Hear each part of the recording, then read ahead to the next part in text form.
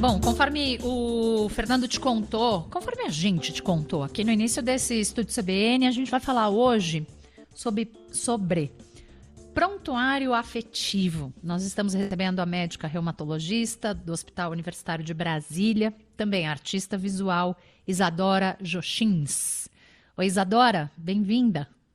Está me ouvindo? Agora sim, muito bem. E você, nos ouve? Sim, estou ouvindo. Muito obrigada pelo espaço de fala. Obrigada a você por estar aqui com a gente. Eu pronunciei corretamente seu sobrenome? Sim, super correta. Que ótimo. A gente vai receber também a Domitila Bonfim, que é enfermeira do Hospital Regional do Guará. Ela ainda não está com a gente, mas ela está chegando. Está chegando. Estava trabalhando, está ali conectando, está chegando. Bom, como eu já contei para os nossos ouvintes sobre o que a gente vai falar hoje, Isadora, eu quero começar te perguntando o básico. O que é um prontuário? O que é um prontuário afetivo? E qual é a diferença entre eles? O prontuário do paciente, ele contém informações técnicas sobre a doença, características da pessoa, informações também para cada profissional que trabalha, né, que tem um contato com aquele paciente. Então, assistente social, tem informações relacionadas à enfermagem, à psicologia.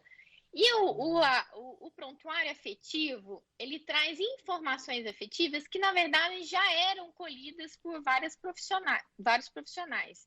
A inovação da proposta foi trazer essas informações afetivas para a beira do leito. E isso poder mudar as relações de trabalho ali naquele espaço e a vinculação dos profissionais de saúde com os pacientes, né? Principalmente os pacientes críticos, né? Sedados, entubados, e que não têm essa oportunidade de interagir com os profissionais. Então, a gente pega essas informações afetivas com a família e anexa próximo ao leito para poder ser utilizado nos cuidados ali de saúde. E que informações são essas que constam ali e que estão ali na beirinha do leito do paciente?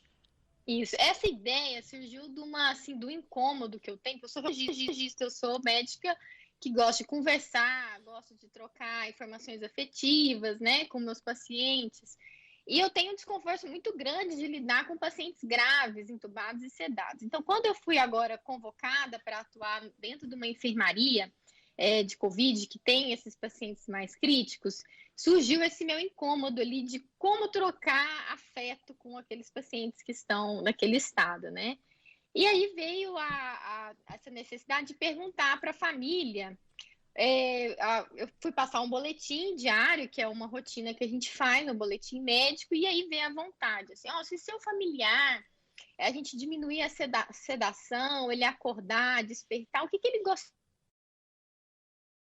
Vamos lá, Isadora. Eu te perguntava quais são essas informações que te permitia trocar afeto com os pacientes que constavam ali no leito deles. Então, na pergunta que a gente fez para os familiares, a gente deixou uma pergunta bem aberta para ter essa espontaneidade da família e poder falar essas informações, né? Então, começaram a falar sobre gostos musicais, paixões, por exemplo, como time de futebol, e uma foi essa, né, do Do Palmeiras, que ele falou, Palmeiras, olha, achei muito legal. a esposa dele falou assim, É. olha, se ele acordar, fala que o Palmeiras ganhou, fala que o Palmeiras ganhou, que ele é fanático pelo Palmeiras. Então, assim, ele é apaixonado pela neta dele, aí vem as informações da família, apaixonado pelos cachorros, pelos gatos, fala que eles estão bem aqui, que a gente está cuidando dos animais dele. Então vieram essas paixões, assim. Então, Isadora, é uma iniciativa recente, porque você foi para a linha de frente recentemente, e aí começou a introduzir esse prontuário afetivo, é? Isso é recente, foi mais ou menos meados de março que eu fui convocada para entrar nessa enfermaria lá, Covid. E aí que veio essa iniciativa. Agora, vamos colocar do lado da família. Quando você liga para a família e faz esse questionário, o que a família, de que forma a família reage? Porque ela está sabendo que o parente está entubado, não tem reação alguma, e aí vem do outro lado uma linha, uma voz dizendo o que ele gosta. Como é que a família reagiu? Eu vivenciei uma experiência semelhante. A avó do meu esposo faleceu de Covid. E assim que ela foi internada na UTI, a gente perdeu totalmente o contato contato com ela, né? A gente não, assim que ela faleceu, a gente não conseguiu exercer o luto, encontrar a família. Então, essa ideia também de perguntar essas informações para a família veio dessa minha experiência pessoal. E assim, é sempre a família recebe a gente com muita alegria e muita surpresa, porque não espera esse tipo de pergunta, né? Então, eu ouvi risadas, pessoas agradecendo muito, obrigado, doutora, né, por esse cuidado humanizado. Aumenta muito a vinculação com a família, porque o boletim diário, cada dia uma pessoa que faz, né? Cada dia um médico que faz, que é o que está no plantão. Então, a família não tem nem esse vínculo com o profissional que está passando aquela informação. Para quem, para quem ainda não sabe, quando tem um parente internado, está entubado, como é que funciona o contato com a família? Você pode descrever para a gente? Não do prontuário afetivo, o tradicional, como é feito? Isso, antes da pandemia, existia o momento da visita, né? Então, a família ia lá na beira do leito, ficava com o paciente, mesmo se ele estivesse sedado, entubado. Tinha esse contato. E assim, agora, com a pandemia, assim que o paciente entra dentro dessa enfermaria COVID, né, esse contato é rompido, então não acontece mais esse vínculo. E a família, ela deixa de acompanhar esse processo do adoecimento. Luto, quando o desfecho é desfavorável, né, o paciente falece. Tati? Eu queria entender assim, para que serve esse tipo de prontuário? Por exemplo, o que o fato de saber para que time o paciente torce ou qual é o gênero musical favorito dele muda no atendimento, no tratamento, Isadora? Isso, então, por exemplo, a gente tem, nesses pacientes graves que estão sedados, entubados, tem um momento do dia, que é o que a gente fala que é o despertar diário. A gente desliga a sedação e o paciente, ele desperta, mesmo estando entubado. Então, ele, às vezes, ele está confuso ou não, ele pode compreender tudo que você conversa com ele. Então, pode interagir com esse paciente, por exemplo, dando uma música que ele gosta. Como é que você vai perguntar para ele que música que ele gosta? Ele não consegue verbalizar isso, né? Porque ele por estar entubado. Então, você tendo essa informação que a família já deu, você coloca a música, né? E o paciente, eu já presenciei assim, o paciente, ele se emociona, né? Lembra de alguma coisa, de uma memória afetiva com a família, de algum momento que passou, que teve aquela música, né? Naquele momento. Outras formas que a gente pode fazer também, a gente passou depois a fazer com os pacientes antes de serem entubados. Então, você conversava com o paciente, falava, olha, a gente está fazendo esse prontuário afetivo, a gente gostaria de saber suas informações, a gente escolheu com o próprio paciente, e se ele evoluísse, por exemplo, com um processo de intubação, uma necessidade, a gente perguntava, você quer ouvir sua música? E aí você coloca a música nesse momento, ou até na hora da extubação, que é um momento de vitória também, Sim. né? Ele está conseguindo sair do respirador e você coloca a música. Também humaniza muito o momento. E outra coisa que faz é identificar. Você cria uma identificação. Então, por exemplo, o primeiro paciente que eu fiz, o prontuário afetivo, ele gostava de Raul Seixas. Eu passei a semana inteira ouvindo Raul Seixas, porque eu também gosto. Então, você cria um carinho especial para aquele paciente. Ele gosta dos mesmos gostos de você, né? Então, você É uma descobre... conexão, né? É um jeito de se conectar com o paciente, de despertar nele algum tipo de boas reações, né? Isso, com certeza. É muito angustiante. Pensa você acordado dentro de um lugar desse, com um tubo na boca, você fica muito agitado, confuso, você está sedada e acorda meio sonolento, então ouvir uma música, alguém chegar no seu ouvido e dizer, olha, a sua neta tal está bem, sua família te mandou um abraço, fulana de tal, mandou um beijo para você, falou que está cuidando dos seus gatinhos, então isso traz um conforto para a pessoa, né? Sem dúvida, sem dúvida. Vou contar uma experiência que eu tive essa Conta. semana. Tinha um paciente idoso, que a gente também começou a fazer com idosos, né? Que ficam mais orientados, confusos. Então, eu cheguei no plantão, esse idoso bem agitado, confuso. E aí, eu liguei para a família e fui fazer o prontuário afetivo dele. E aí, a família informou, olha, doutora, ele não escuta nada. ele não escuta, a gente se comunica com ele escrevendo num papel e dando para ele ler. Aí, essa informação já continha no prontuário técnico, mas isso não era levado até a beira do leito. Então, se eu sabia dessa informação, quem prestasse atenção e lesse, né, aquela informação. Então, eu peguei um papel, escrevi: meu nome é Isadora, eu sou médica, o senhor está internado no Hospital Universitário de Brasília, o senhor está com Covid no pulmão, mas o senhor está bem, está recuperando, e dei para ele ler, né? E na hora ele começou a interagir comigo. Então, aquele paciente que estava que as pessoas interpretavam que ele estava confuso, na verdade, ele estava com uma dificuldade de comunicação com a equipe, né? Aí a fisioterapeuta virou para mim e falou: doutora, até que ele pediu para eu escrever para ele e eu não entendi. Então, essas informações assim básicas, né, que pode ajudar ali no cuidado, ali no leito. Muito legal mesmo.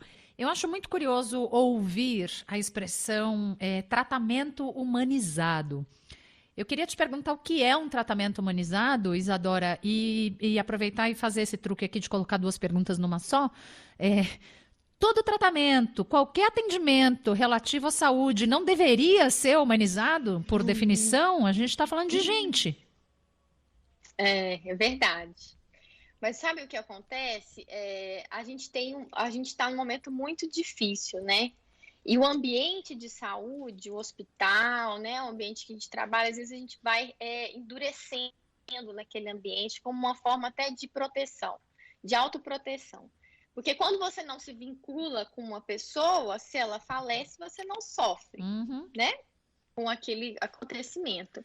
Então, isso vai endurecendo as pessoas, os profissionais, até principalmente também porque os profissionais estão sobrecarregados, né? Muitos fazem, pela baixa remuneração financeira, fazem uma carga horária imensa na semana. Então, a forma de sobrevivência é você fazer algo muito mecânico, né? Você vai lá, mexe naquele corpo e esquece quem é aquela pessoa. Então, quando a gente fala de um tratamento humanizado, é isso, individualizar aquela pessoa. Quem é esse indivíduo? O que ele gosta? Vamos cuidar, diminuir ao máximo o sofrimento dessa pessoa, né? E às vezes isso a gente vai, com a rotina, isso vai reduzindo, vai diminuindo. E o prontuário afetivo, a intenção dele é mexer mesmo, mexer com as pessoas que estão ali naquele ambiente, provocar reflexão. Se você se afasta do paciente para se proteger, perde o sentido da sua profissão, do cuidado que você está fazendo. Que o cuidado, ele vem do amor, da solidariedade, do carinho, do afeto, né? Então, infelizmente, acontece mesmo tratamento desumanizado, né? Isso é uma rotina que a gente vê. Muito bem, hoje a gente está falando sobre prontuário afetivo. Estamos conversando com Isadora Jochins, que é médica reumatologista no Hospital Universitário de Brasília e também artista visual. E agora a gente vai trazer a Domitília Bonfim, enfermeira do Hospital Regional do Guará, também no Distrito Federal. Domitília, boa tarde. Boa tarde. Que bom ouvir sua voz. Estamos, felizes. A gente não desiste nunca, Domitília. Estamos, assim, felizes e aliviados de ouvir a sua voz, Domitília. Que bom. Domitília, eu queria saber como é que foi o seu contato com o prontuário afetivo? Como é que você teve contato com a Isadora e conheceu o prontuário afetivo? Bem, eu e Isadora já trabalhamos juntas por um longo período num pronto-socorro aqui do Distrito Federal. E depois que nos separamos, continuamos com esse vínculo afetivo. Desde o ano passado, eu venho acompanhando o trabalho dela, compartilhando algumas experiências. E essa questão do prontuário afetivo, quando ela compartilhou com a gente na segunda-feira, na mesma hora que eu vi, eu me identifiquei e eu acho que tinha tudo a ver comigo. Então, na mesma hora eu perguntei, Isadora, eu posso implementar no Guará? E ela, claro.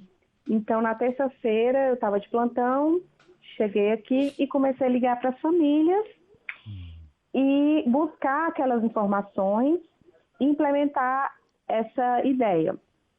Nós, no Hospital do Guará, a gente não tem UTI. Então, o que aconteceu? Os nossos pacientes que eram encaminhados para a UTI começaram a demorar muito para conseguir essa vaga. Então, viramos UTI, né? Os pacientes começaram a passar uma semana, 8 dias, 10 dias, e foi uma forma de quebrar aquela rotina, né? O prontuário afetivo, hoje, com a experiência que a gente tem de quase um mês implementando, ele traz benefícios para um tripé. Primeiro, família. Quando você liga para a família não espera esse tipo de pergunta. Como que é aquele indivíduo?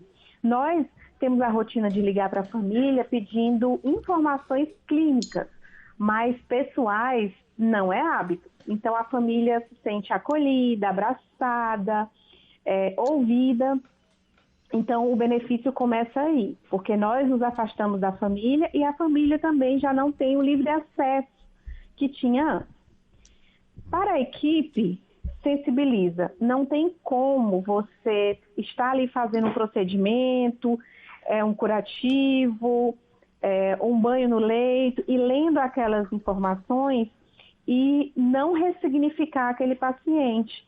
Parece que o paciente era estático e, de repente, quando o profissional começa a ler aquelas informações e interagir com o paciente, é como se ele virasse um ser dinâmico. Mesmo entubado, mesmo sedado, a equipe começa a interagir com aquelas informações, até porque ela se identifica com algumas, né? Então, isso causa uma motivação da equipe. A equipe começa a jogar toda a sua energia, toda a sua técnica naquele ambiente de trabalho. E para o paciente, eu não tive a oportunidade de presenciar o momento da retirada do tubo, mas já tive a experiência de construir esse prontuário afetivo junto com o paciente antes da intubação, quando ele, inclusive, escolheu uma determinada música e ele foi intubado ao som daquela música. Então, era uma música bem animada, a equipe começou a dançar, o paciente ficou na sua plenitude, um procedimento tranquilo, suave, sem intercorrências. Então, o clima mudou, né?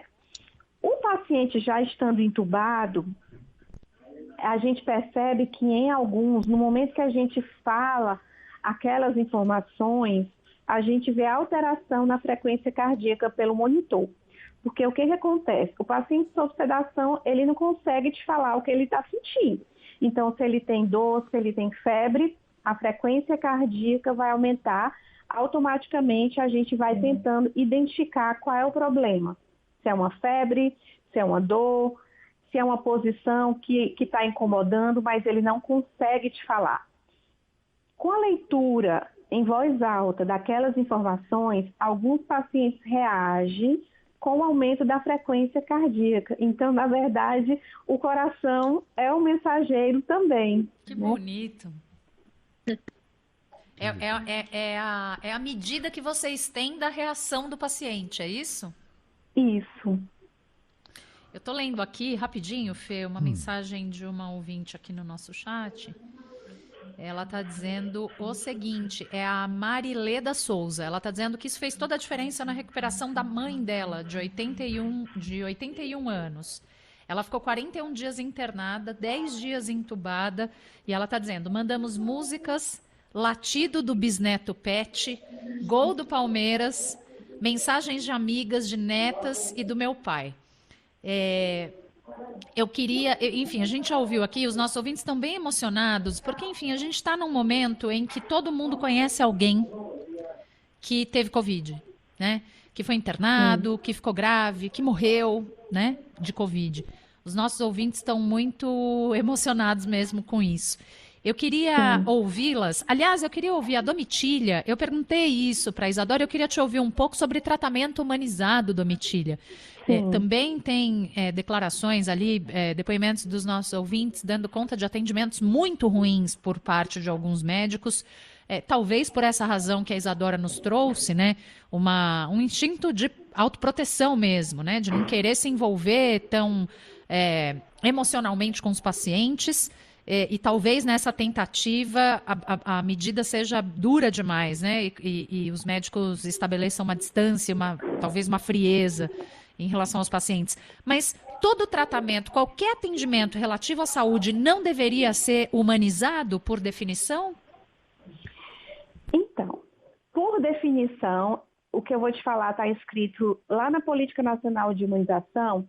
O que seria humanização? Humanização é um conjunto de técnicas, de atitudes, de valores, de comportamento. Então, é esse conjunto, né? E é um desafio por quê? Porque para que eu desenvolva esse conjunto, eu preciso de respostas humanas, né? E cada ser humano, cada profissional, ele é formado tecnicamente de forma semelhante, porém, ele tem respostas humanas diferentes. Então, hoje, a Política Nacional de Humanização, ela é base para todas as outras políticas. As pessoas me perguntam, tem uma fórmula? Já se avançou muito na humanização do cuidado da parturiente, do recém-nascido, mas algumas situações realmente não tem uma fórmula. Existem várias explicações. Uma delas é a motivação profissional. Não só por meio da questão salarial, mas muitos profissionais, inclusive médicos, têm jornadas duplas, triplas, não tem tanta qualidade de vida, qualidade de sono. E nesse momento pandêmico, onde há um ano um esgotamento físico e mental, é mais desafiador ainda manter esse padrão de humanização. Todos nós que trabalhamos com pessoas, independente de ser da área da saúde ou não, temos que tratar o nosso cliente de forma humanizada, reunindo não só a nossa técnica, mas atitudes, comportamentos e valores. Mas é desafiador, é muito desafiador, porque os serviços de saúde, eles têm limitação de recursos humanos, eles têm limitação de recursos materiais, de espaços físicos. Então, assim, o que motiva aquele trabalhador da saúde a transpor, né, essa energia humana para operacionalizar o seu trabalho? Então, falta muita motivação salarial, mas também institucional, muitas vezes, né? E a gente tem também um momento, né? Porque como dispor, né, de delicadeza, às vezes, de acolhimento, se os médicos, os profissionais de saúde estão exaustos, né? Trabalhando loucamente, lidando com um contexto muito grave, há muito tempo e muito triste também, né? Isso. Nós estamos vivendo um contexto de crise, né? Onde a nossa demanda é desproporcionalmente aos recursos que nós temos, né? Então, se já não era proporcional, agora está muito mais desproporcional, né? A gente não consegue atender a essa demanda gigante e constante, né? Uhum. Então, existem várias explicações. Eu, particularmente, tive muita sorte na minha carreira profissional, porque em todos os locais que eu passei, eu vou dar um exemplo, eu sou cearense, uma UTI no meu estado que aceitava a presença do acompanhante. Então, eu já vivi isso há muitos anos, há mais de 10 anos. Depois eu tive a experiência do Hospital Sara, que tem a questão da humanização muito forte na missão, na visão, na filosofia institucional. O fato de eu ser professora também me faz desenvolver habilidades para lidar com humanização. E onde eu vou, eu tento, Isadora conhece meu trabalho, eu conheço o trabalho dela, a gente tenta nadar contra essa corrente. Eu imagino, né? Eu imagino. Isadora, a Domitília estava falando sobre a humanização do tratamento e como o fato dela já ter passado por outros lugares, trabalhado em outros lugares com essa filosofia institucional, né, da humanização, do tratamento humanizado, e o fato dela ser professora também traz habilidades para ela que ela usa no ofício de enfermeira. O que é que a arte visual tem a ver com um prontuário afetivo? De que maneira é possível usar a arte, relacionar a arte com um prontuário afetivo? Tati, minha história com a arte tem 5 anos. Foi na época que eu trabalhei num pronto-socorro no Hospital Regional da Asa Norte, aqui em Brasília, e é um momento de muito sofrimento, principalmente por causa dessa questão da desumanização que estava acontecendo em mim, por causa do ambiente de trabalho. Então, veio a arte, eu comecei como uma válvula de escape ali, para me ajudar, né? E fui levando isso, foi crescendo de uma forma imensa na minha vida, e eu comecei a observar coisas que eu nunca tinha parado para pensar, coisas pequenas do cuidado da saúde, né? Do ambiente hospitalar. E a primeira onda, eu fui convocada para uma enfermaria que inicialmente seria a guarda para atendimento à Covid, no que no pico da epidemia virou Covid. Nesse momento eu tive novamente um medo assim imenso de morrer, medo assim, daquele medo que teve no início, né, da pandemia. A gente não sabia muito bem nada sobre o vírus, e eu comecei a ouvir muito nesse ambiente histórias de dor. Muitas histórias de dor repetidas por profissionais de saúde, que são um hábito que a gente tem, de repetir histórias trágicas. Eu acho como uma forma de desabafo. E comecei a pegar essas histórias e fazer representação em aquarelas. E ali surgiu o início desse estudo mais aprofundado de arte e saúde.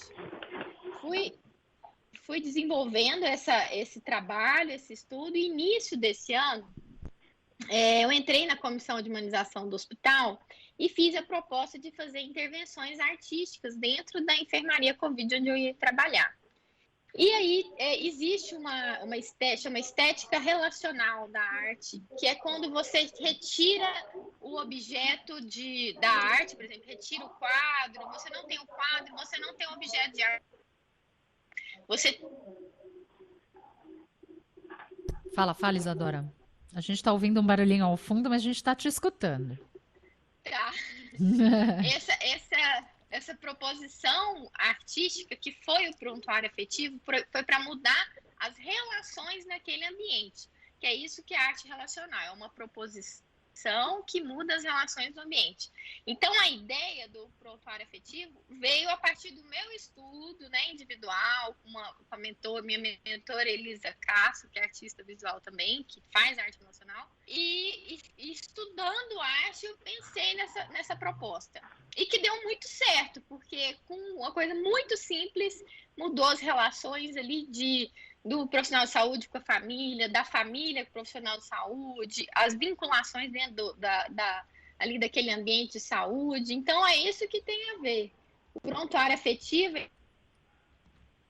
ele veio, né, a ideia de uma proposta da estética relacional da arte, que é essa proposição que muda as relações nesse ambiente. Bem legal. Vai lá, Fê. Domitília, o estado psicológico de um paciente deve se alterar bastante quando vocês colocam em prática isso. Psicólogos ou então psiquiatras, de alguma forma, estão em contato com vocês? O que eles falam sobre isso? Já teve esse retorno? Bem, aqui no hospital não temos psiquiatras no pronto-socorro.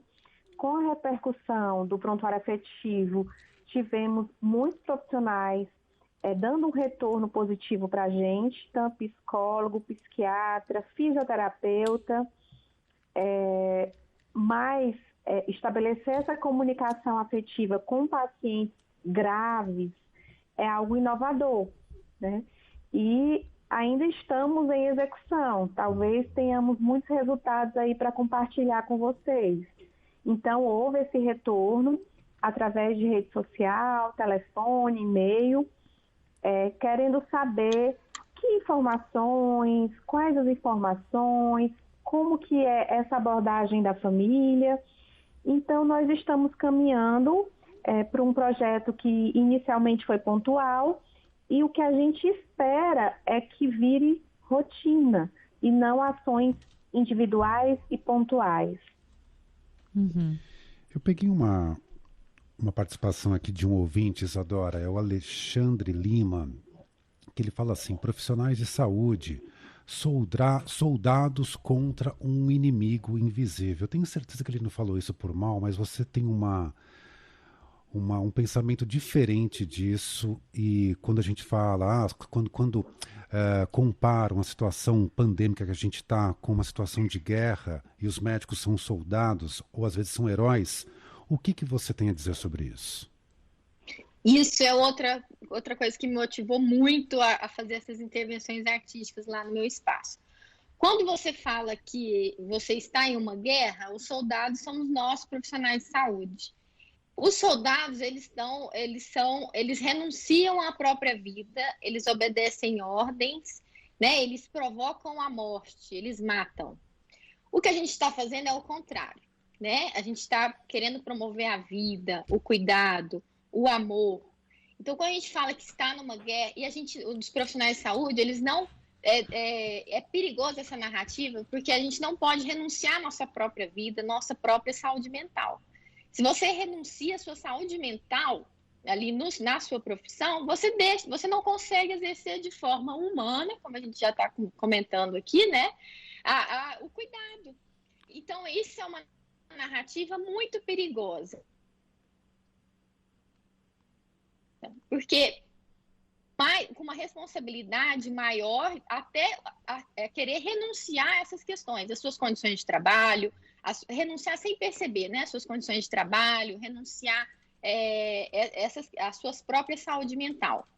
E quando a gente fala que o profissional de saúde é um herói, é a mesma coisa. Nós não temos superpoderes, nós não somos imortais, nós não trabalhamos de graça, precisamos de remuneração, nós precisamos de condições de trabalho.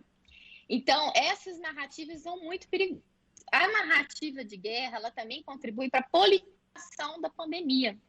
O que a gente deveria estar fazendo é solidariedade, Estado com o governo federal, né? Os chefes de Estado no mundo deveriam estar sendo solidários e não disputando vacinas, provocando xenofobia, como a gente está vendo que está acontecendo até com brasileiros, né? Fora aqui do nosso país.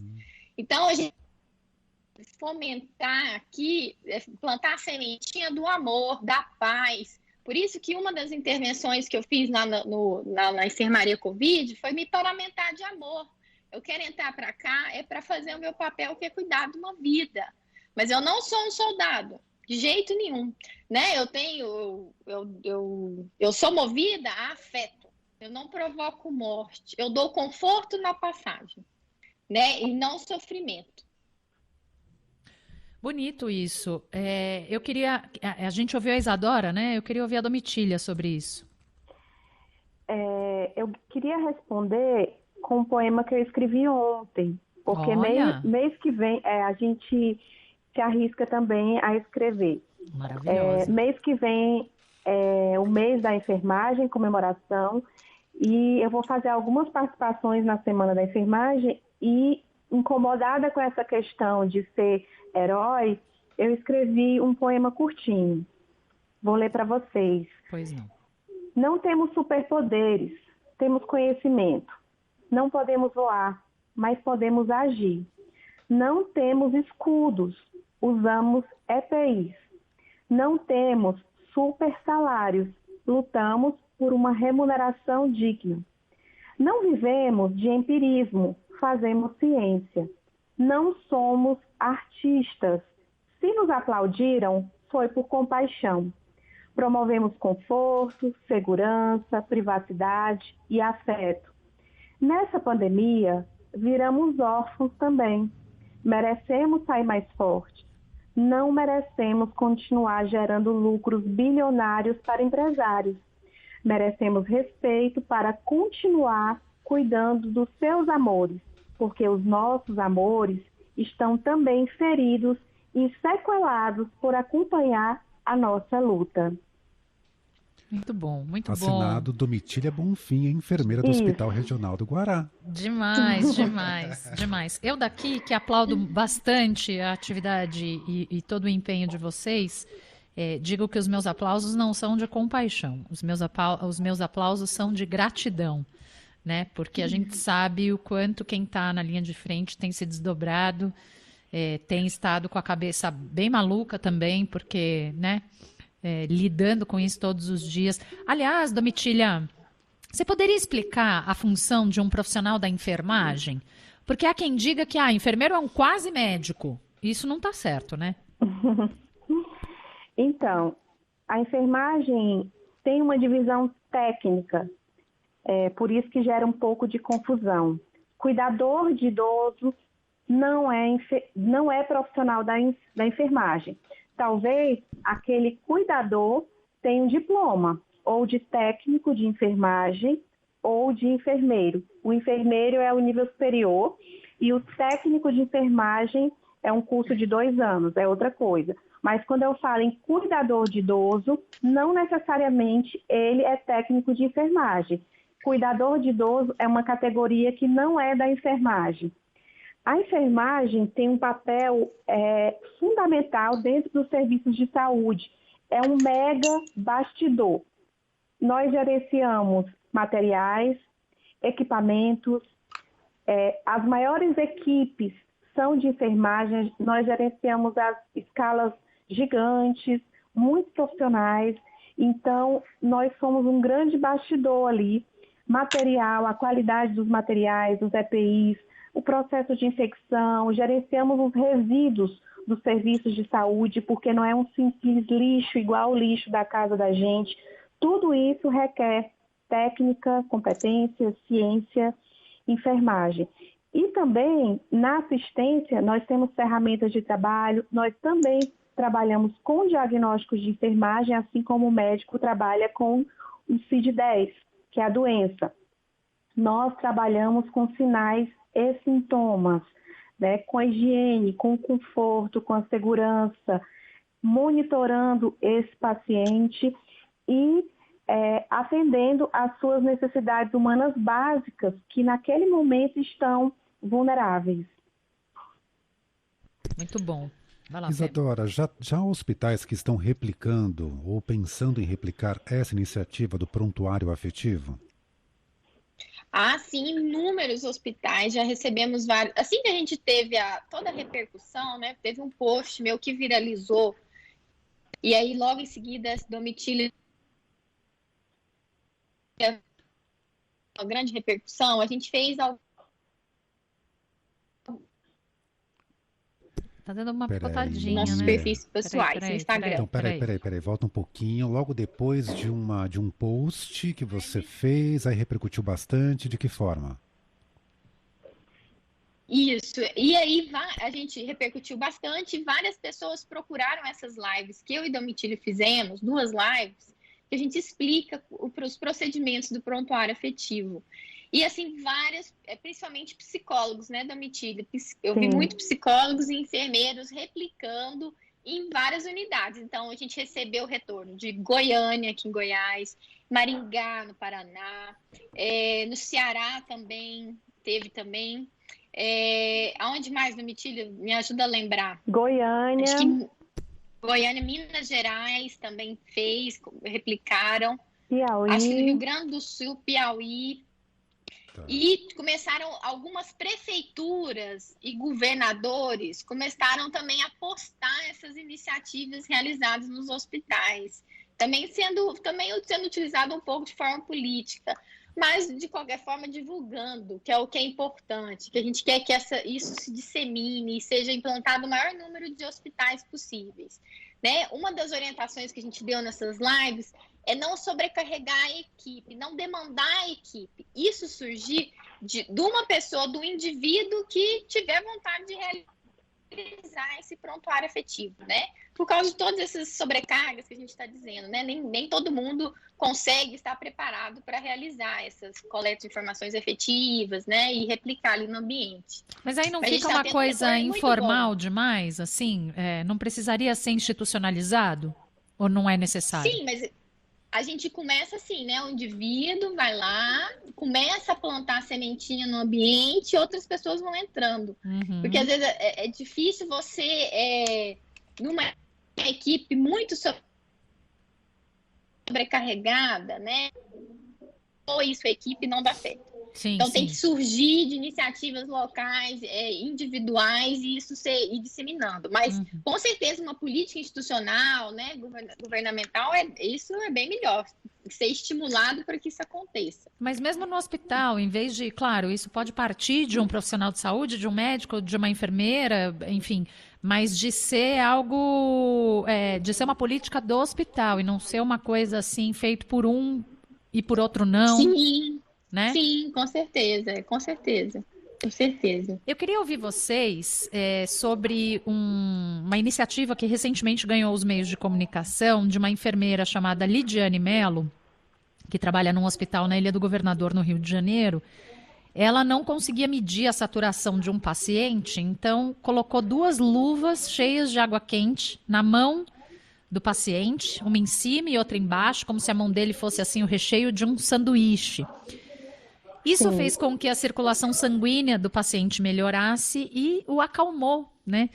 Porque uma das crueldades dessa doença, da Covid-19, é a impossibilidade de contato, né? O isolamento completo. Vocês viram isso? O que é que vocês acharam disso? Porque essa também é uma ideia que está sendo replicada pelo país, né, Domitília? Então, eu vi,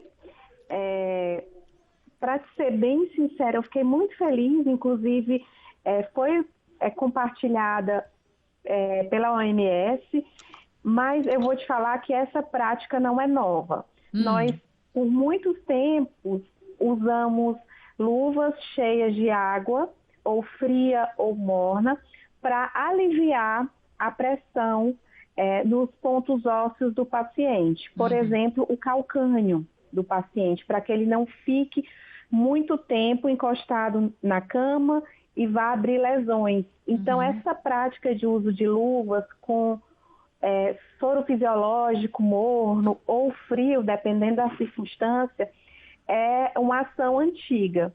Com o avanço tecnológico, hoje nós temos dispositivos curativos, diversas coberturas que agem nessa perspectiva da prevenção de lesão de pele. Então, eu fiquei feliz porque a enfermagem é isso, é carinho, é cuidado. Não trabalhamos com a doença, trabalhamos com sinais e sintomas com o ser humano. A enfermagem é muito associada a curativos e medicamentos, mas é muito mais que isso. A Florence Nightingale, que é a enfermeira que revolucionou a enfermagem, fala: enfermagem é arte e ciência. A arte ela é universal, a ciência já não é. E a arte mexe com afeto. E isso foi dito por ela há 200 anos. E você, Isadora, que pode dizer sobre essa iniciativa que foi, como disse a Domitília, não é algo novo, mas foi adaptado aí, né, para os tempos atuais. Acho que na mídia, assim, eu fiquei muito surpresa com a repercussão do prontuário afetivo, mas eu acho que as pessoas estão precisando receber, né, assim, que estão carentes dessas iniciativas, assim, que trazem esperança, que trazem isso que eu falei de manifestação de carinho, né, de afeto, de amor. E a foto foi muito, eu achei muito legal que a foto, e deram o nome, né, de mãozinha, como se tivesse uma mão acolhendo e segurando a mão do paciente. Acho que a imagem foi muito emblemática, assim, que é esse símbolo, né, do afeto, a mão que, na verdade, foi quem foi feito, foi a enfermeira que foi lá e fez, né, mas que demonstra esse carinho. Eu quero encerrar aqui com a mensagem da Clarice Brandão, nosso ouvinte, que está dizendo assim, ao ouvir vocês: parece que eu estou num sonho escutando tudo isso. A gente vê tanta grossura, tantos desacertos, que ouvir sobre afeto, sobre dedicação, sobre ciência é uma bênção. Tá agradecendo aqui a vocês, assim como eu faço agora. Quero agradecer demais, não só a entrevista, como a dedicação de vocês e ao desempenho de uma maneira tão bonita do ofício de vocês. Muito obrigada, Isadora. Isadora Jochins é médica, reumatologista no Hospital Universitário de Brasília, artista visual, a disseminadora, a criadora e disseminadora desse prontuário afetivo. Muito obrigada e segue firme, hein, Isadora? Estamos aqui. Obrigado, Tati. Eu acho que essa é a mensagem que fica. Para a gente sair dessa pandemia é só com amor e solidariedade. E isso se refere também ao cuidado ao próximo, a usar máscara, a seguir, né, as medidas para a gente tentar conter essa disseminação do vírus.